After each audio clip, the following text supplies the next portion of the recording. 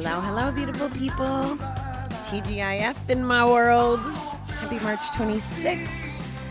Bobby the Awesome here. Welcome to 321 No Kiddin. I am pretty excited. I get to go on a Facebook Live today with some folks that really support the cause for problem gambling. We have a couple different, I don't know, there's a lot of different names, but there's a lot of effort here in New York. But in addition to the center, there is the Council for Problem Gambling, and I'm going to mess up the names. But at any rate, we get to go on and promote Gambling Awareness Month as it comes close to an end here. And I'm looking forward to that. So just figured I'd share that with you. I know that nobody listens to this in real time, and it's in 3 hours. So it wouldn't pay to really give you the information. At any rate, our calendar today has a quote from Coco Chanel. Beauty begins the moment you decide to be yourself. I like that because we get so hung up on beauty being all those other things that social media tells us to be, or the what's the word? Superficial. Yeah, superficial people think beauty should be, and it's really not. Beauty is being true to ourselves and being ourselves. So, like that quote. Thank you, Coco. All right, from our Body, Mind, Spirit today, Alfred Lord Tennyson says, "Cast all your cares to God, that anchor holds. To surrender is to win. To fight or run is to lose. When we lose, we are isolated and lonely. When we fight, we can't reach our potential. But when we surrender, we are alive and connected with society. Surrender does not make us weak. It has helped so many before us reach quality sobriety. What surrender does is make us humble. It forces us to admit to ourselves and to others that we are not perfect. We make mistakes, and it's okay. Surrender brings us face to face with the humility we avoided when we were gambling, drinking, and using. Humility deepens us, improves our character and self-esteem. Humility is based on the foundation of trust in our higher power. We can't let go unless we're sure we won't fall. With the help of our higher power, we know we're protected. Now we can fully surrender and cast our cares to God. Today, help me surrender." Surrender is such a hot topic in the recovery world. And I'm not sure that I really ever thought of that word before recovery. And what it means to me is relinquishing control. And we talk a lot about driving the bus. If we try to drive the bus instead of letting the higher power drive the bus and having faith that the healing will come, the better life will come. And I'm not saying this is without taking action per se, but I'm saying getting humble enough to know that you can't control the outcome of every situation. And when we put that stress on ourselves, that we're in control, it has been proven over and over again that relapse is imminent. Chances of it going back up because we can't get out of our own way, because we're trying to drive the bus, because we're not surrendering, because we're hanging on to everything. It just overwhelms us, and we can go back to the bat or the drink or the whatever because we're hanging on too tight. I think this reading said humble about 7 or 8 times. And I find for me that I definitely want to be in control. No doubt, want to be in control. And I also think that it impacts my ego.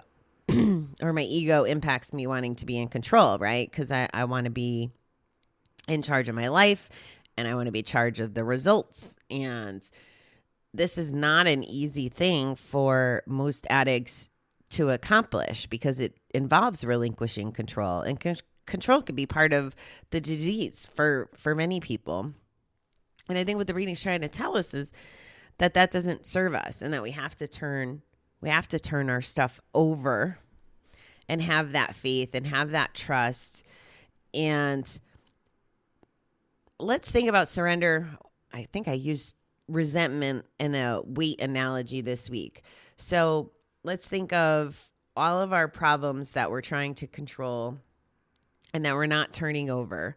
Let's think of them as if they had a weight too.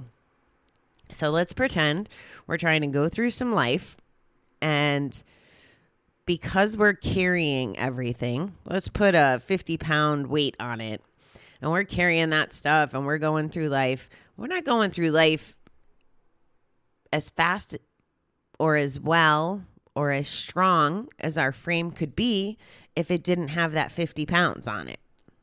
So if you think about surrender as giving that 50 pounds away to the universe, higher power, whatever your gig is, then you can start moving forward into your beautiful life, your best life, the life that you want to have, the life that feels good, the life that makes it so you can show up. Maybe there's opportunities with your children, with your family, with your job that you're missing because you're being dragged down all the time, and you know you miss the party because you can't get there because this 50 pounds is constantly dragging you down. So if you were carrying 50 pounds that was too heavy for you in the real world, and your back was hurting, or you had to lift it above your head and you didn't have the physical strength, wouldn't you ask for help to get it lifted or brought or whatever you were trying to do with that box? You would ask for help. And that's kind of what surrender is asking for help in a little bit less tangible fashion. And I've seen it happen that when we do just kind of relinquish that 50 pounds, that things start to happen. And I am so guilty of this myself. And I guess I may be talking to myself as I'm sharing this with you this morning, because I do want to control the outcomes. I want to control the situations. I want to be in the driver's seat, and I get frustrated, and my character defects show up when I am not in control 100%. So that's not a very good spiral either, right? So if I can't control something, I might get my pissy pants on or forget about being grateful or not show up as nice, positive Bobby. I might be bitchy, snarly Bobby. Who is that helping? All that does is fester all those feelings that I'm always talking about us trying to process and get rid of so that we can feel good and live in a place of gratitude and wellness and moving forward without feeling like we have to, just feeling like we have to. We don't have to do anything. We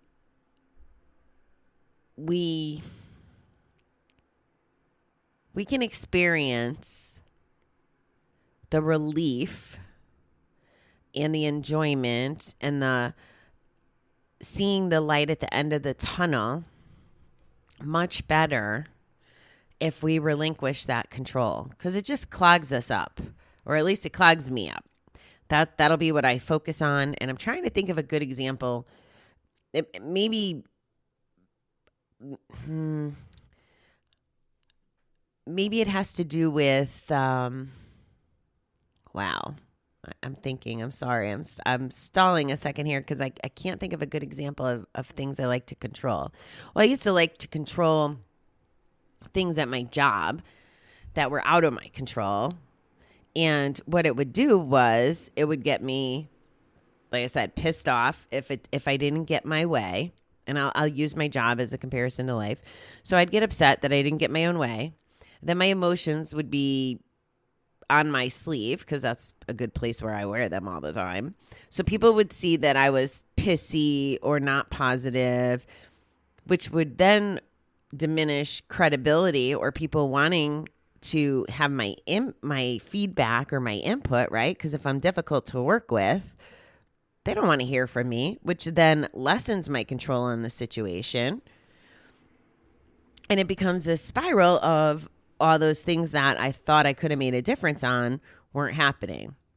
Whereas let's say I was working on a project and it didn't go the way that I wanted it to go, and I just let it go and trusted that it would work out the way it was supposed to for the business, and I just showed up happy and grateful that I had a job and just went through the motions and did the next thing, then I would be going faster, right? And I wouldn't be going backwards by diminishing my reputation or pissing people off. That's the best example I can come up with at the moment. I wish I could do better for you this morning, but it's Friday. My intention is, just so you know, I have some interviews scheduled soon, so we'll get back to that. I also think what I'm going to do is for the Fridays that I don't have interviews, I'm going to start reading. I have a book on recovering couples in the program, and I think we're going to do a little bit of a relationship series and start talking about some things that I don't know what the book says yet. I haven't started reading it, but find out what it's like to have a dynamic of multiple people in recovery in a relationship, and we'll see what we can learn from that together. I just really enjoyed when we did Recovery Dharma, and that has led a lasting impression. It sounds a little weird probably because I'm not currently in a relationship that I want to talk about relationships, but now that I've had the contrast of being in a relationship when I was gambling and being in a relationship when I'm not gambling, I think I can offer some insight. And my recovery is a big part why I'm not in a relationship. So that's okay too. And I don't honestly know if I will be in the future with someone who is in recovery or someone who maybe doesn't deal with addiction. So this will be kind of a fun thing to explore for me too, to just learn more about relationships and all that good stuff. I feel like for me personally, I'm going to do a good job of being in a relationship based on the skills I've acquired through recovery. So it'll be fun to get some more skills. And that's another thing, right? I don't want to say it's not a priority, but because I'm so focused on other stuff, this is a good example, like the surrender. So I don't focus on getting to be in a relationship, right? Like if I was putting all my energy into that, I don't know, going on dating sites or what do single people do, especially with Corona. I don't actually really know how to do all of that, honestly, as I sit here thinking about it. But let's pretend that I was someone who wanted to be in a relationship and that was really important to me. I think that if I put all my energy into it, I'm going back to the surrender piece, right? That wouldn't it come across maybe as desperate, or I don't know if that's a fair way to put it. I'm being a little extreme for the sake of the example. But if I was out there, what if I was still drinking, for example? What if I was in the bar drinking and acting a little crazy and making this whole I want to be in a relationship thing a priority? And essentially, like I said, I think it would come across as desperate or obnoxious or whatever, versus just living life and not trying to control the situation and just letting it happen naturally.